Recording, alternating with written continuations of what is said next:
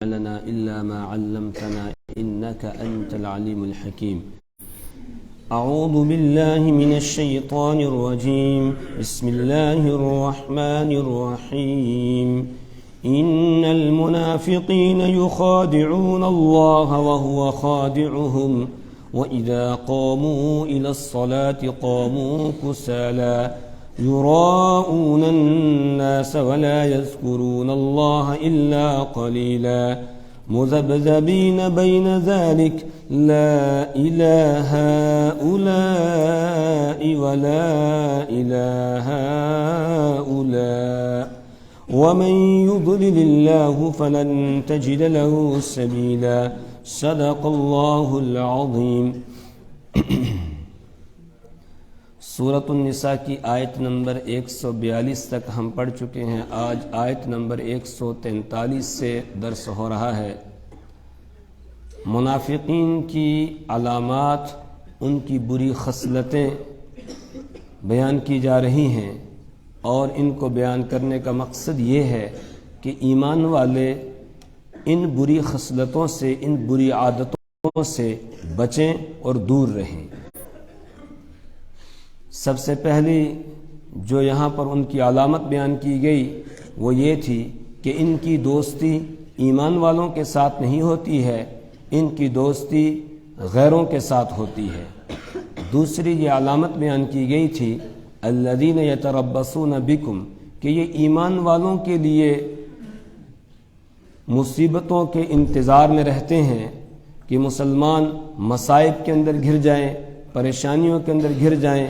اگر مسلمانوں کو کوئی مصیبت اور پریشانی آتی ہے اس پر یہ خوش ہوتے ہیں، اور اگر مسلمانوں کو کوئی اچھی حالت پہنچتی ہے پھر ان کو خوشی نہیں ہوتی ہے بلکہ ان کو اس سے تکلیف پہنچتی ہے.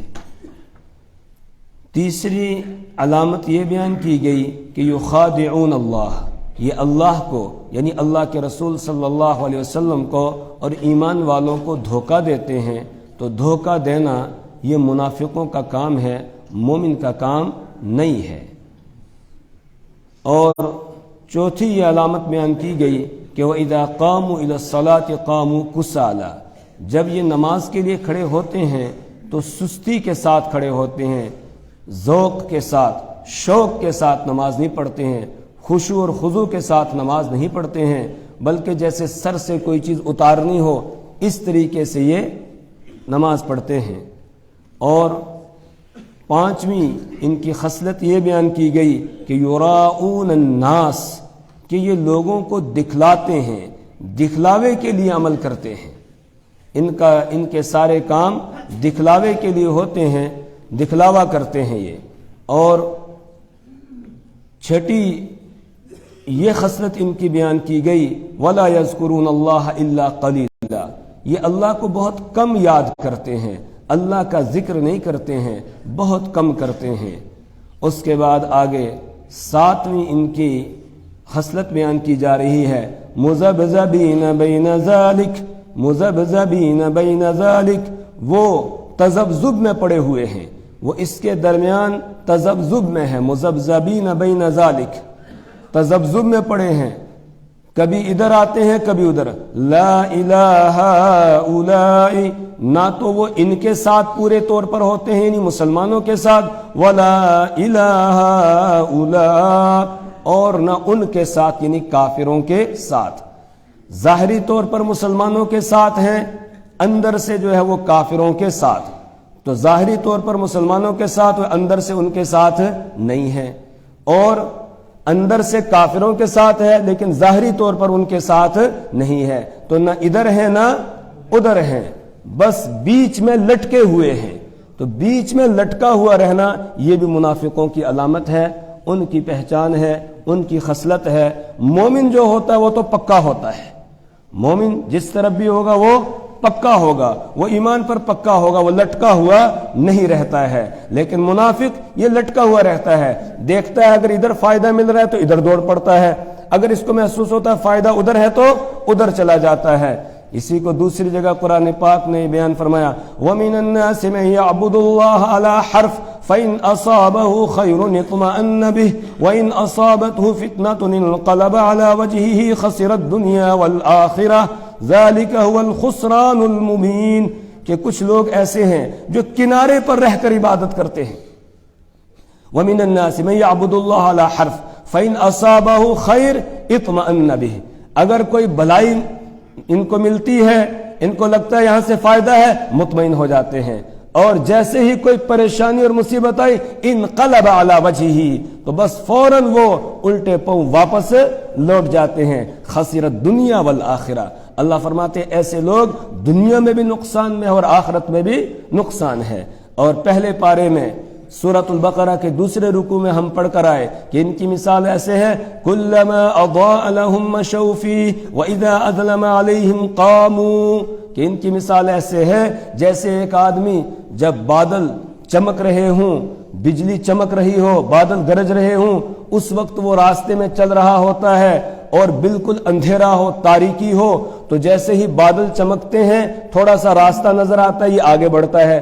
پھر بادلوں کی چمک جو ہے وہ بجلی کی چمک بند ہو جاتی ہے، یہ رک جاتا ہے. تو یہ بھی دیکھتے ہیں کہ اگر فائدہ نظر آ رہا ہے تو ایمان والوں کے ساتھ، اور جہاں دیکھا کہ اب ایمان والوں کا پلہ بھاری نہیں ہے، ہلکا ہو گیا، تو بس فوراً جو ہے وہ کافروں کے ساتھ دوستی لگانے لگتے ہیں.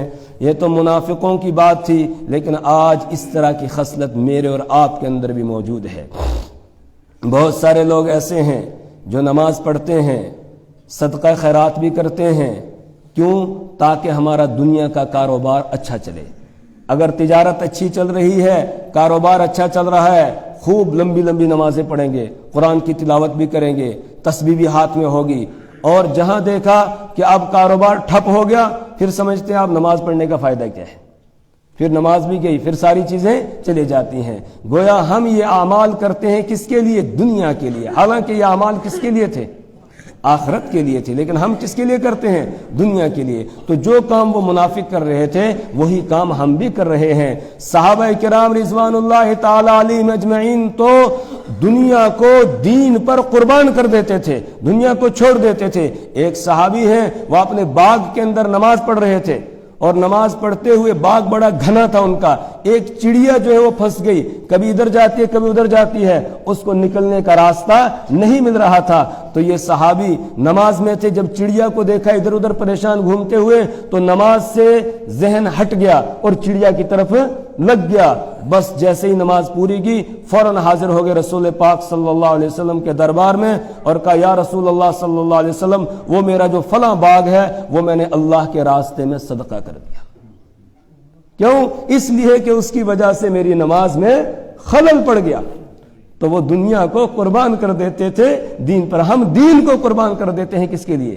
دنیا کے لیے. ہم دین کو قربان کر دیتے ہیں دنیا کے لیے کہ دین چلو بعد میں دیکھا جائے گا، ابھی فی الحال دیکھ لیتے ہیں دنیا کا. ابھی گاہک آیا ہے، ابھی اس کو نمٹا لیتا ہوں، کوئی بات نہیں، نماز بعد میں پڑھ لیں گے. ابھی کھیت میں کام کر رہا ہوں، ابھی تھوڑا سا رہ گیا ہے، یہ نمٹا لیتا ہوں، بعد میں دیکھیں گے، بعد میں نماز پڑھ لیں گے. تو دین کو قربان کر رہے ہیں کس پر؟ دنیا پر. حالانکہ دنیا کو قربان کرنا تھا دین پر. ہم الٹا چل رہے ہیں، ہم منافقوں کی روش پر ہیں، ان کے طریقے پر ہے. اللہم احفظنا. اللہ فرماتے ہیں مذبذبین بین ذالک، وہ تذبذب میں پڑے ہوئے ہیں. لا الہ اولئ، نہ تو وہ ان کے ساتھ ہیں، ولا الہ اولئ، اور نہ ان کے ساتھ، یعنی نہ تو پورے طور پر مسلمانوں کے ساتھ، نہ پورے طور پر جو ہے وہ کافروں کے ساتھ ہے. ومن یضلل اللہ فلن تجد له سبیلا، اور ایسا شخص گمراہ ہوتا ہے اور جس کو اللہ تعالیٰ گمراہ کر دے، فلن تجد له سبیلا، تو آپ اس کے لیے نہیں پاؤ گے کوئی راستہ. آپ اس کو پھر راستے پر لانا چاہو تو راستے پر نہیں لا سکتے. کس کو؟ جس کو اللہ گمراہ کر دیتا ہے. اور اللہ کس کو گمراہ کرتا ہے؟ جو گمراہی کی طرف جانا چاہتا ہے اس کو اللہ پھر روکتا نہیں ہے. فلما زاغوا ازاغ اللہ قلوبہم، جب وہ ٹیڑے ہو گئے اللہ نے پھر ان کے دل بھی ٹیڑے کر دیے اور اسی طرح پیچھے ہم پڑھ چکے نولہ ما تولا، جو رسول کی مخالفت کا، ایمان والوں کی مخالفت کا راستہ اختیار کر لیتا ہے، اللہ فرماتے پھر جس راستے پر وہ چلا تھا ہم اسی پر اس کو چلا دیتے ہیں، اس کو پھر ہم واپس لانے کی کوشش نہیں کرتے ہیں۔ ہاں جو ہدایت کی طرف آنا چاہتا ہے اس کو اللہ ضرور ہدایت دیتا ہے۔ تو وَمَن يُضْلِلِ اللَّهُ فَلَن تَجِدَ لَهُ سَبِيلًا، اور جو شخص جس کو اللہ تعالیٰ گمراہ کر دے، فَلَن تَجِدَ، تو ہرگز نہیں پائیں گے آپ لہو اس کے لیے سبیلا، کوئی راستہ۔ یا ایھا الذین آمنوا لا تتخذوا الکافرین اولیاء من دون المؤمنین۔ اب ایمان والوں کو خطاب ہے، منافقوں کا بیان تھا، اب بیچ میں ایمان والوں کو خطاب ہو رہا ہے۔ ایمان والوں، تم کافروں کے ساتھ دوستی نہ لگانا۔ منافقوں کا کام ہے کافروں کے ساتھ دوستی لگانا، تمہارا کام نہیں ہے۔ یا ایھا الذین آمنوا، اے ایمان والو، لا تتخذوا الکافرین اولیاء من دون المؤمنین، تم نہ بنانا کافروں کو اولیاء، دوست، من دون المؤمنین، ایمان والوں کو چھوڑ کر۔ قرآن پاک میں متعدد مقامات پر اللہ تعالیٰ نے اس کو بیان فرمایا۔ آگے آ رہا ہے سورہ مائدہ کے اندر بھی، یا ایھا الذین آمنوا لا تتخذوا اليہود والنصارى اولیاء، ایمان والو یہودیوں اور عیسائیوں کو تم دوست نہ بنانا۔ اسی طریقے سے سورہ ممتحنہ میں ہے، یا ایھا الذین آمنوا لا تتخذوا عدوی وعدوکم اولیاء، ایمان والو تم میرے دشمن کو اور اپنے دشمنوں کو دوست نہ بنانا، ان کے ساتھ دوستی نہ لگانا۔ ایک طرف جو ہے منع کیا جا رہا ہے، دوسری طرف ہم دیکھتے ہیں رسول پاک صلی اللہ علیہ وسلم کی حیات طیبہ کو، خلفائے راشدین کی حیات طیبہ کو، صحابہ کرام رضوان اللہ تعالی علیہم اجمعین کی حیات طیبہ کو، تو ہمیں نظر آتا ہے کہ وہ تو غیر مسلموں کے ساتھ بہت اچھا برتاؤ کرتے ہیں۔ قرآن میں دوستی لگانے سے منع کیا جا رہا ہے، اور جب ہم سیرت کو پڑھتے ہیں، صحابہ کی سیرت کو دیکھتے ہیں، خلفائے راشدین کی سیرت کو دیکھتے ہیں، تو نظر آتا ہے کہ وہ تو بالکل ان کے ساتھ ہمدردی بھی کرتے ہیں اور غمخواری بھی کرتے ہیں اور اچھی طرح ان کے ساتھ پیش آتے ہیں۔ ایک یہودی کا بچہ بیمار ہو گیا، رسول پاک صلی اللہ علیہ وسلم کو پتہ چلا، آپ اس کے گھر تشریف لے گئے عیادت کے لیے۔ وہ یہودی پہلے ڈر گیا کہ یہ کیوں آ گئے، آپ صلی اللہ علیہ وسلم نے فرمایا ہمیں اطلاع ملی ہے آپ کا بچہ بیمار ہے، اس لیے میں آیا ہوں۔ تو وہ یہودی اس بچے کے سرہانے بیٹھ کے توریت پڑھ رہا تھا، رسول پاک صلی اللہ علیہ وسلم جا کر بیٹھ گئے، بچے سے حال چال معلوم کیا۔ اس کے بعد آپ صلی اللہ علیہ وسلم نے یہودی سے یہ کہا کہ جو توریت تمہارے ہاتھ میں ہے، کیا تم اس میں میرا بھی کہیں کوئی تذکرہ پاتے ہو، میرے اوصاف بھی کچھ اس میں بیان کیے گئے ہیں؟ اس نے نہ میں جواب دیا کہ نہیں۔ تب تک وہ بچہ جو بیمار تھا وہ بول اٹھا، اس نے کہا نہیں، میرا باپ جھوٹ بول رہا ہے، توریت کے اندر آپ کا تذکرہ ہے۔ رسول پاک صلی اللہ علیہ وسلم نے فرمایا بیٹا جب جانتے ہو پھر مانتے کیوں نہیں ہو، پڑھو اشہد ان لا الہ الا اللہ واشہد ان محمدا عبدہ ورسولہ۔ اب بچہ باپ کی طرف دیکھنے لگا، باپ کا دل بھی نرم ہو چکا تھا، اس نے فوراً کہا اتے ابو القاسم، کہ ابو القاسم صلی اللہ علیہ وسلم کی اطاعت کر لو۔ بچے نے کلمہ پڑھا، رسول پاک صلی اللہ علیہ وسلم کا چہرہ ایسے کھل گیا جیسے آپ کی رخساروں پر انار کا پانی چھڑک دیا گیا ہو، انار کا جوس چھڑک دیا گیا ہو، ایسے رخسار آپ کے جو ہے وہ لال ہو گئے خوشی کی وجہ سے کہ ایک بچہ جو اس وقت جہنم کی طرف جا رہا تھا، اگر آپ صلی اللہ علیہ وسلم تشریف نہ لاتے، اس کا تو وقت ہو گیا تھا، یہ جانے والا تھا، سیدھا کہاں چلا جاتا، جہنم میں چلا جاتا، لیکن آپ کے آنے کی وجہ سے اللہ نے اس کو کلمہ نصیب کر دیا اور وہ جہنم سے بچ کے جنت میں جانے والا بن گیا، اس لیے آپ کو خوشی محسوس ہوئی۔ مشرکین مکہ نے رسول پاک صلی اللہ علیہ وسلم پر، آپ کے صحابہ پر کتنے مظالم ڈائے، یہاں تک کہ مکہ سے نکلنے پر مجبور کر دیا۔ آپ وہاں سے نکل کے مدینہ تشریف لے آئے، لیکن بعد میں مکہ میں ایک وقت آیا قحط سالی ہو گئی، اور اتنی سخت قحط سالی تھی کہ مکہ کے رہنے والے وہ لوگ جنہوں نے مسلمانوں کو پریشان کیا تھا اور مسلمانوں پر مظالم ڈھا رہے تھے، پہلے بھی ڈھائے اور اب بھی ان کا سلسلہ بند ہوا نہیں تھا، تو قحط سالی کی وجہ سے اوپر دیکھتے تھے ان کو دھواں نظر آتا تھا، بھوک کی وجہ سے دھواں جیسا نظر آتا تھا بھوک کی وجہ سے۔ تو ان کے کچھ لوگ جس میں ابو سفیان جو بعد میں مسلمان ہوئے، اس وقت مسلمان نہیں تھے، کافر تھے، رسول پاک صلی اللہ علیہ وسلم کے پاس مدینہ آئے کہ ہماری کچھ مدد کیجئے، قحط سالی ہو گئی ہے، دعا بھی کیجئے ہمارے لیے کہ ہمیں بارش مل جائے، اور ساتھ میں ہمارے لیے ہماری مدد بھی کیجئے۔ رسول پاک صلی اللہ علیہ وسلم صحابہ کو حکم دیا، بہت سارا مال اکٹھا کیا اور وہ پھر ان کو دیا۔ حالانکہ یہ کون تھے؟ جنہوں نے مسلمانوں کو ستایا تھا، جنہوں نے حضرت سمیہ رضی اللہ تعالی عنہا کے جسم کے 2 ٹکڑے کر دیے تھے، جنہوں نے رسول پاک صلی اللہ علیہ وسلم کی بیٹی کو سواری سے نیچے گرایا تھا اور جس کی وجہ سے ان کو اسقاط حمل ہو گیا تھا۔ یہ وہ لوگ تھے جنہوں نے رسول پاک صلی اللہ علیہ وسلم کی پشت مبارک پر جب آپ سجدے میں گئے اونٹ کی اوجڑی لا کر رکھی تھی، جنہوں نے آپ کے گلے میں چادر ڈال کر اس کو بل دے کر اور آپ کو پھانسی دینے کی کوشش کی تھی، جنہوں نے حضرت بلال رضی اللہ تعالیٰ عنہ کو تپتی ہوئی زمین کے اوپر گھسیٹا تھا، جنہوں نے حضرت خباب رضی اللہ تعالیٰ عنہ کو انگاروں پر لٹایا تھا۔ تو یہ وہ لوگ تھے، لیکن آپ نے اس وقت یہ نہیں سوچا انہوں نے ہمارے ساتھ کیا کیا ہے، بلکہ آپ نے انسانی ناطے ان کی مدد کی۔ اور پھر جب اللہ نے مکہ کو فتح کرا دیا اس وقت تو آپ نے ان سب کو معافی کا اعلان کر کے سب کو آزاد کر دیا، لا تثریب علیکم اليوم، کہ آج تم پر کوئی الزام نہیں ہے، اذهبوا وانتم الطلقاء، جاؤ تم سب کے سب آزاد ہو، تم سے آج کوئی بدلہ نہیں لیا جائے گا۔ تو ایک طرف ہم دیکھتے ہیں کہ یہ معاملات ہیں۔ حضرت فاروق اعظم رضی اللہ تعالیٰ عنہ کا دور خلافت ہے تو اسلامی مملکت کے اندر مسلمانوں سے زکوٰۃ لی جاتی ہے، عشر لیا جاتا ہے، صدقہ فطر لیا جاتا ہے، اور جو غیر مسلم اسلامی مملکت کے اندر رہتے ہیں جن کو ذمہ کہا جاتا ہے ان سے جزیہ لیا جاتا ہے، خراج لیا جاتا ہے۔ تو ایک بوڑھے کو دیکھا کہ وہ مانگ رہا ہے، حضرت فاروق اعظم رضی اللہ تعالیٰ کے کانوں میں آواز پڑی، خادم کو بھیجا کہ بلا کر لاؤ اس کو، کون ہے؟ جب لایا بلا کر اس کو تو پتہ چلا کہ یہ ایک غیر مسلم ہے اور یہ بھیک مانگ رہا ہے۔ پوچھا اس سے کیوں بھیک مانگ رہے ہو؟ تو اس نے کہا 2 وجہ سے بھیک مانگ رہا ہوں، ایک تو جزیہ دینا ہے، ٹیکس دینا ہے، اور ٹیکس بھی بہت معمولی ہوتا تھا، جیسے مسلمانوں سے صدقہ فطر لیا جاتا ہے، عشر لیا جاتا ہے، زکوٰۃ لی جاتی ہے، ایسے ان سے بھی جو کمانے والے لوگ ہوتے ہیں غیر مسلموں میں ان سے جزیہ لیا جاتا ہے، اور معمولی لیا جاتا ہے، اور سال میں صرف 1 مرتبہ ہی لیا جاتا ہے۔ زیادہ سے زیادہ جو جزیہ لیا گیا ہے وہ 48 درہم ہوتے تھے سال کے، کچھ بھی نہیں 48 درہم، اور جو معمولی درجہ کے درمیانی درجہ کے لوگ تھے ان سے 24 درہم لیے جاتے تھے، اور جو ادنا درجہ کے لوگ تھے ان سے 12 درہم لیے جاتے تھے، یعنی 1 مہینے کا 1 درہم صرف دینا ہے۔ 1 درہم کیا ہوتا ہے؟ آج اس کی قیمت 100-150 روپیہ، اتنا سا جزیہ لیا جاتا تھا۔ تو اس نے یہ کہا کہ ایک تو جزیہ ادا کرنا، دوسرے اپنے گھر کا گزارا کرنا ہے، گزارا چلانا ہے، اس لیے مانگ رہا ہوں۔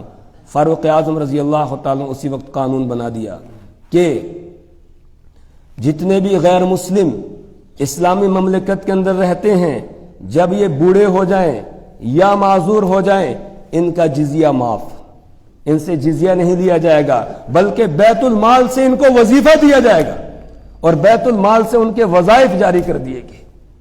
کس کے لیے؟ غیر مسلموں کے لیے۔ تو ایک طرف ہم دیکھ رہے ہیں کہ ادھر یہ ہمدردی، دوسری طرف حکم ہے کہ تم ان کو دوست نہ بناؤ۔ اس لیے مفسرین نے یہ بیان کیا کہ 2 آدمیوں کے درمیان یا 2 جماعتوں کے درمیان جو تعلقات ہیں اس کے 4 درجے ہیں۔ کتنے درجے ہیں؟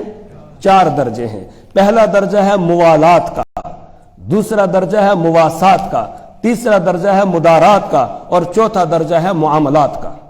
پہلا درجہ موالات، موالات کہا جاتا ہے دلی دوستی، قلبی دوستی، جگری دوست جس کو ہم کہتے ہیں، رازداں۔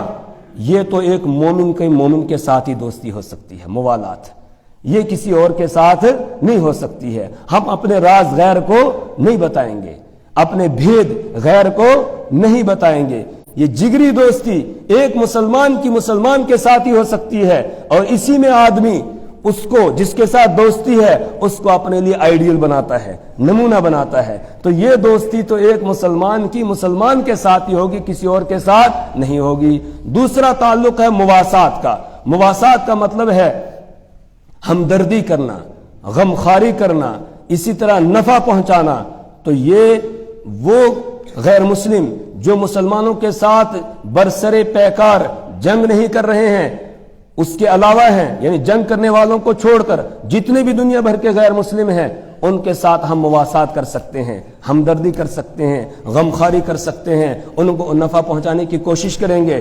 اسی کو سورہ ممتحنہ میں اللہ نے فرمایا لا ينهاكم الله عن الذين لم يقاتلوكم في الدين ولم يخرجوكم من دياركم ان تبروهم وتقسطوا اليهم ان الله يحب المقسطين۔ لا ينهاكم الله، اللہ تم کو نہیں منع کرتا ہے، لا ينهاكم الله عن الذين لم يقاتلوكم، ان لوگوں سے جو تم سے لڑتے نہیں ہیں، اور ولم يخرجوكم من دياركم، اور نہ انہوں نے تم کو تمہارے گھروں سے نکالا ہی ہے، یعنی اپنے وہ رہ رہے ہیں، تمہیں کوئی نقصان پہنچاتے نہیں ہے۔ ایسے غیر مسلم جو ہیں ان کے ساتھ اللہ تعالیٰ تم کو منع نہیں کرتا اس بات سے ان تبروہم، کہ تم ان کے ساتھ اچھا معاملہ کرو، حسن سلوک کرو، ان کے ساتھ تم نیکی کا معاملہ کرو، ہمدردی کرو، غمخواری کرو، ان کو نفع پہنچاؤ، اس سے اللہ تمہیں منع نہیں کرتا ہے۔ وَأَن تُقْسِطُوا، اور ان کے ساتھ عدل اور انصاف کرنے سے بھی تمہیں اللہ منع نہیں کرتا ہے، بلکہ ان اللہ يحب المقسطین، جو ان کے ساتھ انصاف کا معاملہ کرتے ہیں، ان کے ساتھ حسن سلوک کرتے ہیں، اچھی طرح پیش آتے ہیں، ان سے اللہ محبت رکھتا ہے۔ پھر کس سے منع کرتا ہے؟ انما ينهاكم الله عن الذين قاتلوكم في الدين واخرجوكم من دياركم وظاهروا على اخراجكم ان تولوهم، اللہ منع کرتا ہے ان سے جو تم سے لڑ رہے ہوں، جو تم کو تمہارے گھروں سے نکال رہے ہوں، تمہیں برباد کر رہے ہوں، تمہارے علاقوں کو ویران کر رہے ہوں، اور اسی طرح تمہارے خلاف وہ تمہارے دشمنوں کی مدد کرنے والے ہوں، ان کے ساتھ دوستی لگانے سے اللہ منع کرتا ہے۔ ان کے ساتھ تمہاری دوستی نہیں ہوگی، ان کے ساتھ نہیں ہمدردی کرنی ہے۔ ہاں جو تمہیں کچھ نہیں کہہ رہے ہیں ان کے ساتھ تم ہمدردی کرو، غمخواری کرو، نفع رسانی کا معاملہ ان کے ساتھ کرو۔ اگر وہ تمہارا پڑوسی ہے، تمہارے گھر میں کوئی اچھی چیز پک رہی ہے تو اس پڑوسی کو بھی بھیجو۔ حضرت عبداللہ ابن عمر رضی اللہ تعالیٰ عنہ کے بارے میں کتابوں میں آتا ہے، جس دن گھر میں کوئی اچھی چیز گوشت وغیرہ پکتا تھا تو اس وقت تک نہیں کھاتے تھے جب تک اپنے یہودی پڑوسی کو نہیں پہنچا دیتے تھے۔ پوچھتے تھے کہ یہودی ہمارا جو پڑوسی ہے اس کو بھیج دیا؟ اگر جواب ملتا ہاں بھیج دیا اس کے گھر میں، کہا پھر لاؤ کھاتے ہیں۔ اگر نہیں بھیجا ہوتا پہلے کہتے پہلے اس کو دے کر آؤ پھر ہم کھائیں گے۔ تو یہ مواسات کا معاملہ جو ہے یہ غیر مسلم کے ساتھ جائز ہے، بلکہ کرنا چاہیے۔ تیسرا درجہ ہے مدارات کا۔ مدارات کا مطلب یہ ہے ظاہری طور پر اچھے اخلاق سے پیش آنا۔ مسلمان ہوتا ہی اخلاق والا ہے، مسلمان بد اخلاق نہیں ہوتا ہے۔ اگر دشمن بھی سامنے آ جائے اس کے ساتھ بھی اچھے اخلاق سے پیش آنا ہے۔ رسول پاک صلی اللہ علیہ وسلم تشریف فرما ہے، ایک شخص آیا، حضرت عائشہ رضی اللہ تعالی عنہا بھی آپ کے پاس بیٹھی ہوئی تھی۔ آپ نے فرمایا یہ اشر الناس، لوگوں میں سب سے بدتر آدمی ہے جو آ رہا ہے، شریر قسم کا آدمی آ رہا ہے۔ جب وہ آ گیا، حضرت عائشہ رضی اللہ تعالیٰ عنہ تو پردے میں چلی گئی، وہ آ گیا تو آپ صلی اللہ علیہ وسلم نے ایسی اس کی خاطر مدارات کی کہ ایسا لگتا تھا جیسے بالکل یہ پکا دوست ہو، بالکل پکا دوست ہو، ایسے اس کے ساتھ آپ نے مدارات کی، اچھی طرح اس کو بٹھایا، اس کو پوچھا اور اچھی طرح اس کی بات سنی۔ جب وہ اٹھ کے چلا گیا، حضرت عائشہ رضی اللہ تعالی عنہا نے عرض کیا یا رسول اللہ صلی اللہ علیہ وسلم، یہ آدمی جب آ رہا تھا آپ نے فرمایا اشر الناس، یہ لوگوں میں سب سے بدتر آدمی آ رہا ہے، اور جب یہاں آ گیا تو آپ اس کے ساتھ اس طرح پیش آئے جیسے کوئی پتہ نہیں پرانی آپ کی اس کے ساتھ دوستی ہو اور جان پہچان ہو، اس طرح آپ نے اس کی مدارات کی۔ تو آپ نے فرمایا عائشہ، اللہ نے مجھے بد اخلاق بنا کر نہیں بھیجا ہے، اللہ نے مجھے اخلاق والا بنا کر بھیجا ہے۔ بُعِثْتُ لِأُتَمِّمَ مَكَارِمَ الْأَخْلَاق، مجھے اس لیے بھیجا گیا ہے تاکہ میں اچھے اخلاق کی تکمیل کروں۔ تو میں بد اخلاق نہیں ہوں کہ بس آدمی کو دھتکار دوں، نہیں، کہا کہ ٹھیک ہے وہ اپنی جگہ برا آدمی ہے لیکن جب میرے پاس آیا تو مجھے اس کے ساتھ اچھے اخلاق سے پیش آنا ہے۔ تو یہ ہے مدارات۔ اور چوتھا درجہ ہے معاملات کا۔ معاملات، خرید و فروخت کرنا، ان کے یہاں جا کر مزدوری کرنا، ان کو اپنے یہاں مزدور بنانا، یہ معاملات ہیں۔ تو یہ معاملات یہ بھی جائز ہے، خرید و فروخت کرنا، تجارت کرنا ان کے ساتھ، غیروں کے ساتھ، یہ جائز ہے۔ بلکہ کل میں نے آپ کو بتایا تھا کہ رسول پاک صلی اللہ علیہ وسلم باوجود اس کے کہ مدینہ میں مسلمانوں کے ہاتھ میں تجارت ہے، لیکن آپ ان سے جو نہیں خرید رہے ہیں بلکہ یہودی سے خرید رہے ہیں اور ادھار کا معاملہ کر رہے ہیں، اور اس کے ساتھ آپ اس کے پاس آپ اپنی زرہ رہن کے طور پر رکھ رہے ہیں۔ تو معلوم ہوا کہ غیروں کے ساتھ صرف موالات منع ہے، مواسات، مدارات اور معاملات یہ منع نہیں ہے۔ تو جو آپ نے ان کے ساتھ اچھا سلوک کیا ہے اور جو تعلقات رہے ہیں غیروں کے ساتھ رسول پاک صلی اللہ علیہ وسلم کے یا خلفائے راشدین یا صحابہ کے، تو وہ ان کا تعلق کس سے ہے؟ مواسات سے ہے، مدارات سے ہے اور معاملات سے ہے۔ اور جہاں منع کیا جا رہا ہے دوستی لگانے سے وہاں ہے موالات، دلی دوستی ان کے ساتھ لگا کر پھر ان کو اپنے لیے آئیڈیل اور نمونہ بنا لیں اور ہم بھی ویسے بننے لگ جائیں، اس کی اجازت نہیں ہے، یہ یہاں منع کیا جا رہا ہے۔ یا ایھا الذین آمنوا لا تتخذوا الکافرین اولیاء من دون المؤمنین، اے ایمان والو تم نہ بناؤ کافروں کو اولیاء، دوست یعنی جگری دوست، دلی دوست، رازدان، بھید جس کو بتایا جائے، ایسا دوست ان کو نہ بناؤ من دون المؤمنین، ایمان والوں کو چھوڑ کر، اتریدون ان تجعلوا للہ علیکم سلطانا مبینا، اگر تم ان کے ساتھ دوستی لگاؤ گے تو اس کا مطلب یہ ہے کہ تم یہ چاہتے ہو، کیا تریدون، تم چاہتے ہو، ان تجعلوا للہ، کہ تم بناؤ اللہ تعالیٰ کے لیے، علیکم اپنے خلاف، سلطان مبینہ، کھلی دلیل اور حجت، یعنی اللہ تبارک و تعالیٰ نے تو منع کیا اور اب تم دوستی لگا رہے ہو ان کے ساتھ، ان کو اپنے لیے آئیڈیل اور نمونہ بنا رہے ہو، تو اس کا مطلب یہ ہوا کہ تم اللہ کے حکم کی خلاف ورزی کر کے اور ایک اپنے خلاف حجت قائم کر رہے ہو تاکہ اللہ تعالیٰ تمہاری اس پر پکڑ کرے اور تمہیں اس پر سزا دے، کیونکہ یہ ظاہری طور پر اللہ کے حکم کی کیا ہوگی؟ خلاف ورزی ہو جائے گی۔ تو کہا ایسا نہ کرو، اللہ تعالیٰ کے لیے اپنے خلاف حجت نہ بناؤ، ان کے ساتھ تم دوستی نہ لگاؤ، ان کے ساتھ دوستی لگانا تو منافقوں کا کام ہے، مومن کا کام نہیں ہے۔ اللہ سے دعا کرے پروردگار ہمیں اپنی کتاب کی سمجھ اور فہم عطا فرمائے، اللہ ہمیں اعمال صالحہ